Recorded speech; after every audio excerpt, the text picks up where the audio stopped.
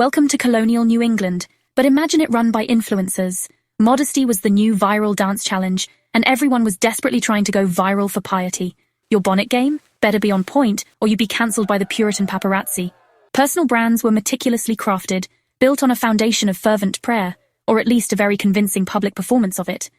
Think less shining city on a hill, and more the Real Housewives of the Massachusetts Bay Colony, only with significantly more sermons and fewer wine-throwing incidents. Though to be fair, some of those sermons felt like a direct attack on your soul's questionable choices. The pressure to conform was utterly suffocating. One misstep, one ungodly hemline, and your social credit score would plummet faster than a suspected witch in a dunking stool. These folks took their personal branding very, very seriously, to a level of intensity that could curdle milk. Then there was Hester Prynne. Oh, Hester, she committed the ultimate colonial faux pas. She turned up one day, very obviously pregnant. And the father? She wasn't tagging him in the birth announcement. The absolute scandal. In a town where your neighbor knew what you had for breakfast and judged you for it, this was peak drama. It was like live streaming your scandalous secret during the most solemn town meeting and then refusing to name your co-conspirator. The colonial equivalents of internet trolls, let's call them the pious piranhas, were having an absolute field day. Their whispers and pointed glares were louder and more piercing than any town crier's bell. They demanded answers. They demanded repentance. More importantly, they demanded a public spectacle, someone to make an example of. Hester, my dear, you were officially it. You were about to be the unwilling star of a reality show you never signed up for. And the ratings, in terms of pure, unadulterated shame, were going to be spectacular. So, the town elders, in their infinite joyless wisdom, decreed that Hester must wear a scarlet letter A on her dress, for adulterous. Not for awesome or ahead of her time, which frankly she was. This was Public Shaming 101, the 17th century edition. Imagine your most embarrassing online comment, the one you still have nightmares about, but instead of being buried in a feed, it was physically sewn onto all your outfits. Forever. This wasn't just a letter.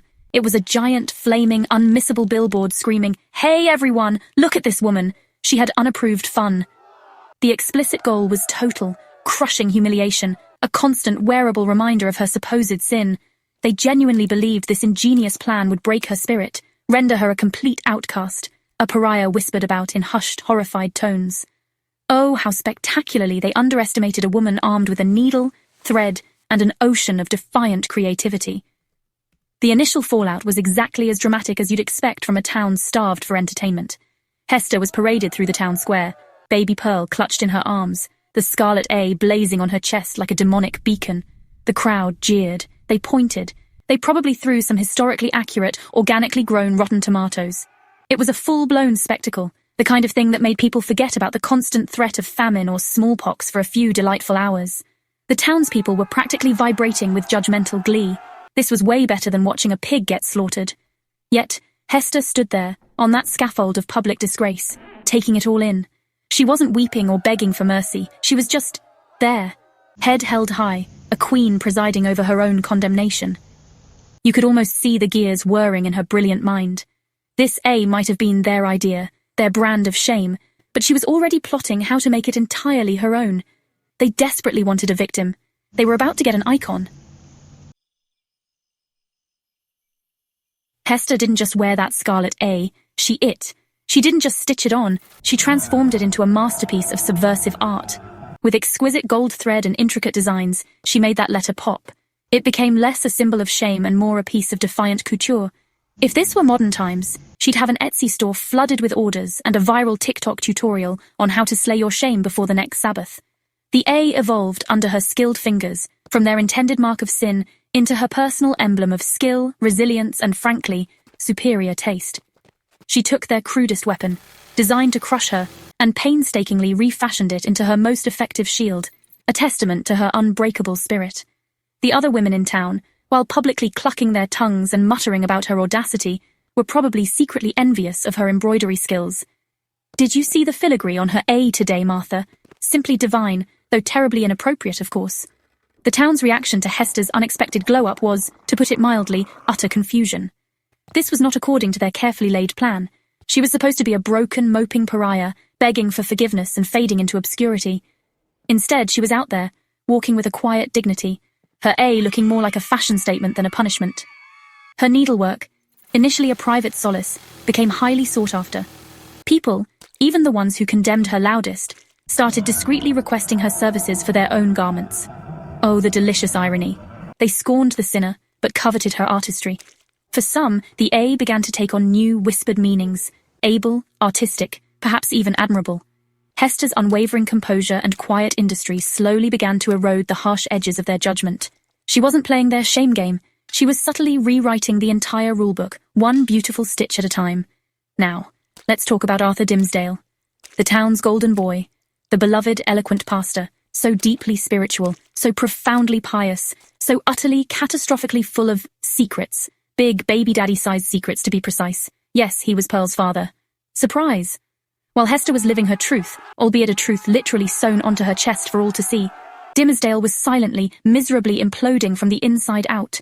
He'd stand in the pulpit, thundering against sin with righteous fervor, all while nursing the most colossal sin-related secret in the entire colony. The guilt was a physical entity, gnawing at him, consuming him. He'd fast until he was faint, hold lonely, freezing vigils, and probably self-flagellate with a specially ordered, artisanally crafted scourge, anything to silence the deafening roar of his conscience. Spoiler alert, it wasn't working, not even a little bit. He was a walking, talking, chest-clutching monument to repressed guilt and hypocrisy. Dimmesdale's life became a masterclass in agonizing duality. Publicly, he was a saint, a spiritual guide whose sermons grew ever more powerful and heart-wrenching as his inner torment intensified. His congregation, bless their oblivious souls, lapped it up. They simply thought he was exceptionally devoted, touched by a divine melancholy. Privately, he was a complete and utter wreck, a man haunted by his own cowardice. Every glimpse of Hester and Pearl was like staring into a mirror, reflecting his own profound shame and moral failure. He yearned to confess, to unburden his soul, but he was, at his core, a coward. He cherished his pristine reputation far more than his integrity, or indeed Hester's well-being. Perhaps he was just paralyzed by the fear of the very same colonial cancel culture he so fervently helped to uphold. It's a classic, tragic flaw, really. He was the guy who preached endlessly about accountability, but couldn't even begin to hold himself accountable. What a mess.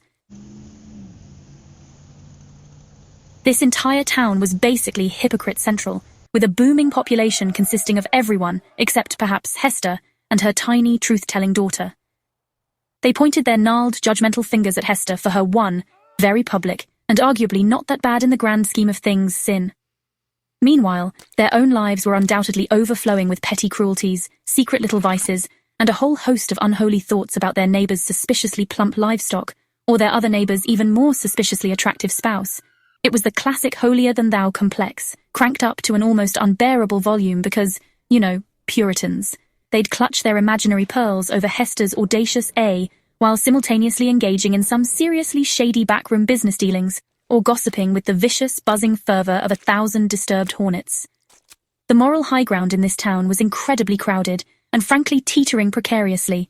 The examples of their sanctimonious, two-faced piety were everywhere you looked. Governor Bellingham, supposedly a pillar of austere Puritan leadership, resided in a surprisingly fancy mansion, filled with English comforts that seemed a tad too luxurious for a man supposedly dedicated to a life of humble simplicity. Some of the town matrons, the very ones whose voices were loudest in condemning Hester's immorality, were also the quickest to whisper requests for her exquisite embroidery skills when they needed a new ruff or a fancy cap for a special occasion. There were persistent, hushed whispers of prominent men sneaking off into the woods for rendezvous that almost certainly didn't involve Bible study or quiet contemplation. It was an entire society built upon a fragile, easily cracked facade of unwavering righteousness. They were all so intensely busy judging Hester that they conveniently forgot to perform even a cursory check of their own moral inventories. It was as if everyone had a secret, untraceable burner phone solely for their sinful little indiscretions. And then there was Pearl. Oh, magnificent, perplexing Pearl. She wasn't a symbol of sin, not really. She was a tiny, adorable, and utterly terrifying agent of chaos, blessed with an uncanny, almost supernatural ability to see straight through everyone's carefully constructed nonsense. She had that chaotic, neutral alignment down to a fine art, before Dungeons and Dragons was even a twinkle in Gary Gygax's eye. Dressed in vibrant, almost scandalous colours that her mother lovingly crafted, a stark, joyful contrast to the drab, sombre Puritan uniform, Pearl was a walking, talking, giggling question mark in the heart of their grey world. She didn't understand the town's rigid, joy-killing rules, and frankly, my dear, she didn't give a damn. She was fiercely, almost ferociously loyal to Hester, and possessed an unnervingly preternatural understanding of the Scarlet A and the swirling vortex of secrets it represented. She was the precocious child at the Emperor's parade, pointing and loudly inquiring about his distinct lack of clothing. Pearl's interactions with the townsfolk, and most notably with Dimmesdale, were pure, unadulterated comedic and tragic gold. She would relentlessly torment the poor, guilt-ridden pastor, constantly and very publicly, asking him to stand with her and Hester on the scaffold in broad daylight. She made intuitive, uncomfortable connections that all the adults were desperately trying to ignore. One minute she'd be decorating Hester's A with wildflowers, transforming it into a thing of beauty, and the next she'd be pelting it with prickly burrs, as if testing its very nature. She was a living, breathing mirror, reflecting the town's festering hypocrisy and Dimmesdale's carefully concealed, soul-crushing torment. In her own strange, elfin way, Pearl was the most honest, most authentic individual in the entire miserable narrative. She didn't play by their stupid rules because her innocent, uncorrupted instincts told her the rules were, in fact, profoundly stupid. She was the unfiltered, untamed ID of the story, and her presence was both terrifying and utterly glorious. Dimmesdale's slow, agonizing, and frankly quite pathetic descent into a quivering, guilt-ridden puddle of a man finally reached its inevitable, dramatic climax. The relentless internal torment, the increasingly desperate self-inflicted punishments, the constant gnawing fear of exposure, it had all simply become too much for his fragile constitution to bear. He was physically deteriorating before the town's eyes, his once powerful sermons becoming more fevered, more erratic, more overtly self-condemning. It was like watching a spiritual train wreck unfold in excruciating slow motion, and you couldn't look away. He knew, deep in his hollowed-out soul, that he had to confess. The secret was no longer just a burden, it was a malignant cancer, devouring him from within. The innocent, persistent pressure from Pearl, the silent, unwavering strength of Hester, and the relentless screaming of his own conscience were forming a perfect, inescapable storm, all bellowing, "You absolutely have to tell them, dude." He was teetering precariously on the very brink, a breath away from public self-destruction, or perhaps, just perhaps, some form of twisted salvation. And then came the big reveal. During the Election Day sermon, traditionally his moment of greatest public triumph and spiritual authority, Dimmesdale finally, spectacularly, cracked. He dramatically ascended the scaffold. Yes, the very same scaffold where Hester had been so cruelly shamed all those years ago. The poetic justice was so thick you could spread it on a scone. And there, before the stunned and horrified crowd, he confessed everything. He was the father, he was the sinner, he was the hypocrite they had revered. In a final theatrical gesture, he ripped open his ministerial garments, revealing, well, something. A self-carved A etched into his flesh, the physical manifestation of his consuming guilt. The text is coy, but the implication is clear. The crowd was, to put it mildly, shooketh. And then, because this is, after all, a 17th century tragedy, and not a feel-good rom-com, he promptly died, right there on the scaffold. Talk about a mic drop. He couldn't live with the lie, and ultimately he couldn't live with the truth for more than a few minutes either. A tragic, pitiful end for a tragic, pitiful man, a product and victim of his own profound weakness and the oppressive, unforgiving society he had so diligently represented. Hester Prynne, meanwhile, she was the ultimate survivor, a total queen. She outlasted every single one of them. Dimmesdale, with his dramatic death scene, Chillingworth, her creepy, vengeful ex-husband who had become singularly obsessed with torturing Dimmesdale, and then conveniently withered away once his life's cruel purpose was fulfilled. She even outlasted the collective judgmental memory of the town itself. After spending some years away, presumably decompressing, and maybe learning some new embroidery stitches in a less oppressive environment, she actually returned to the colony, voluntarily. And get this, she put the Scarlet A back on. But now it was different. Its meaning had transformed, imbued with years of her quiet strength and resilience. It became a symbol of wisdom, of empathy, of survival against the odds. Women, burdened by their own sorrows and societal pressures, began to seek her out for counsel and comfort. She evolved from public enemy number one into a respected, almost revered elder. That, my friends, is what we call a true girl boss glow-up, colonial New England style.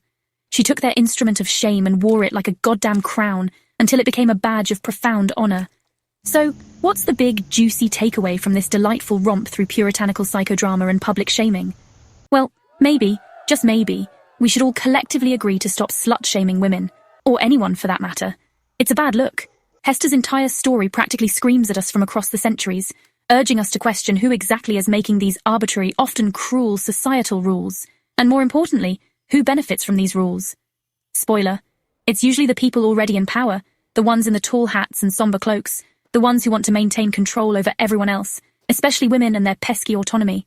Hester's quiet, enduring resilience serves as a powerful challenge to that whole hypocritical, patriarchal system. She reminds us, with every stitch of that infamous letter, that true strength isn't found in conforming to oppressive norms. It's about defining yourself, on your own terms, even when society is desperately trying to slap a demeaning label on you. And perhaps, just perhaps, cultivating a little bit of Pearl's chaotic neutral energy is precisely what we all need to fearlessly call out the BS when we see it.